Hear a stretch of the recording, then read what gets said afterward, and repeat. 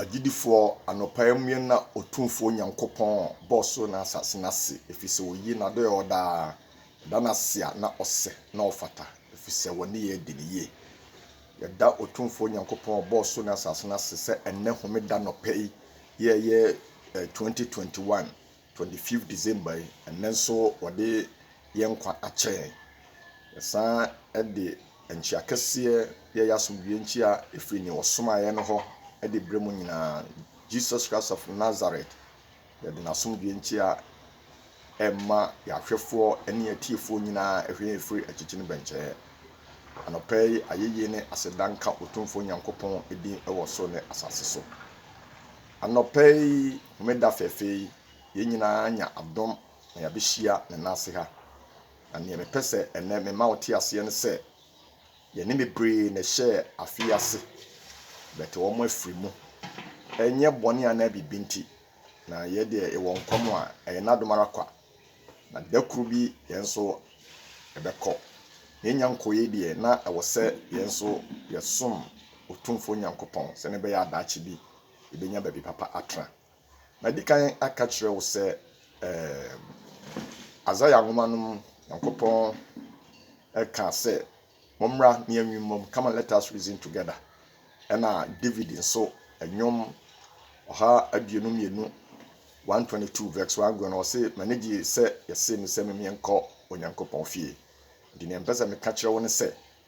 bibiara eho ye ni gipia no nyankopon fie na maremfi se onyankopon ene ne ma ehia wo Job nwuma no anu amodwendwen wo mo ho no osefo ye Satan the devil no so eba ho bi nti ene ne mpesa me ka kire wo ne se abra ye hia na so fie ha ye betie na asemu ode obonsam Satan no oha ye opesa ka kire onya so o mentie asem ho na asem no kora ewa minis ne wa enso na opesa okotie ade a minis ne ewa ya enye papa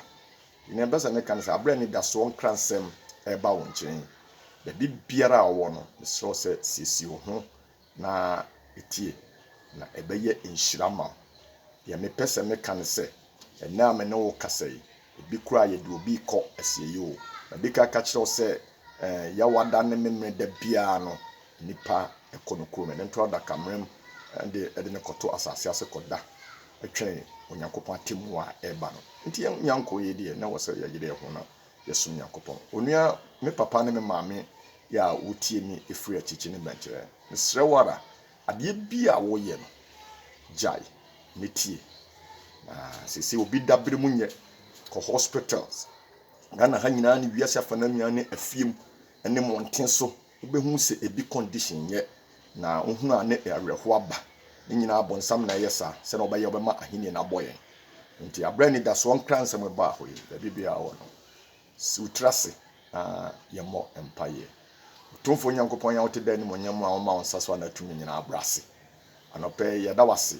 ka desrede ne empa bonya nsefi osum so nfa ho konkono beto akwa na black mount techama so na ne o maye anope no fa maye na bibia wie pe ya oma adawase ye ne yesre wa anope Lord Jesus Christ dim na yebom paye amen na mema ye ayehie ma ye ho nyina akwaba ewo osonye mu ye mpese me kan se ene atifia asem no a eda ya asem no so ya aye sermon title no ya to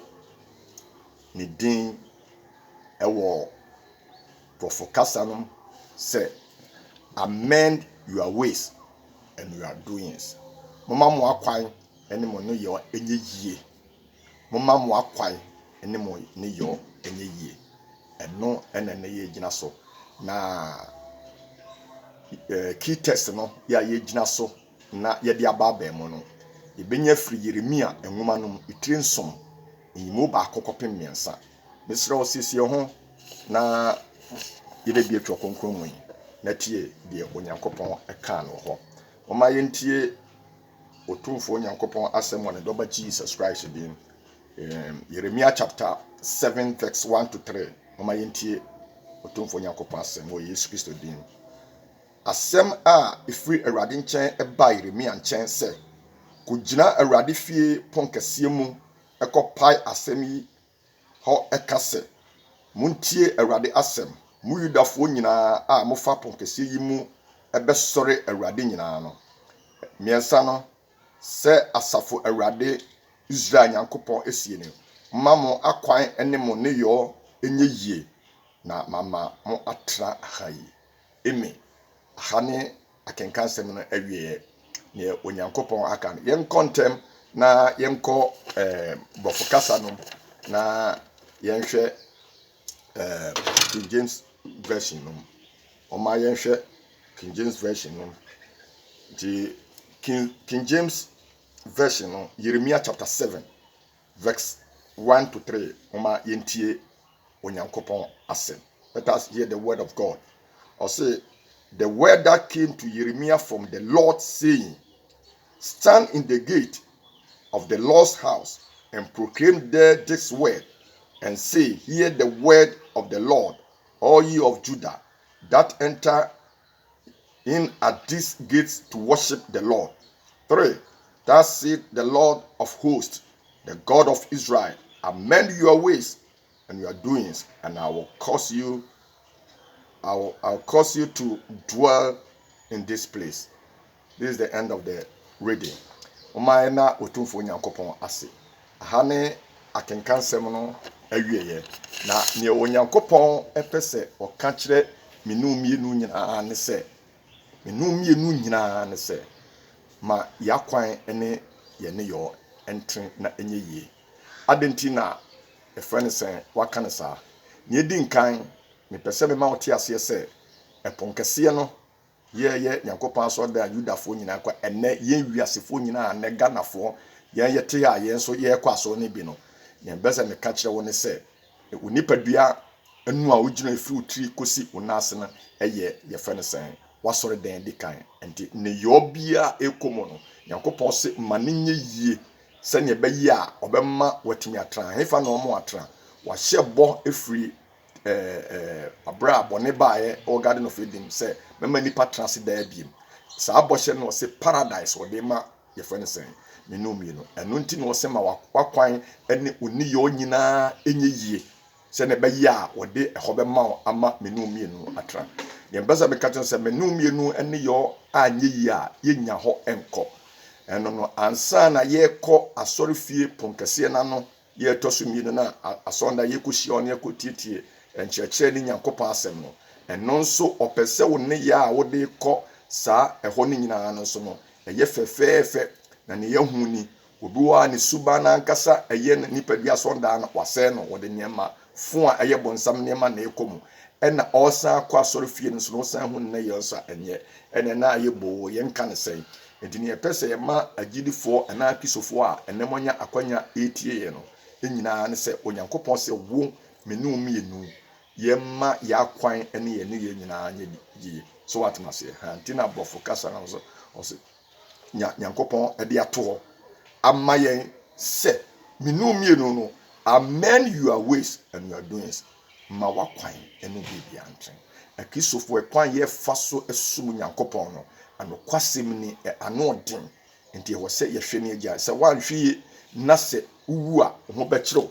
ba bia emre kono emre enkoyie enti so ba bia wo no wo 2021 mo. Let me tell you, it has left only about some few days, 6 days for the year 2021 has come into an end. And na ye homeda a year etwa 2021 to year 25th December aka na kakra bi enensia na 2021 ne kona wie ni ewura foforo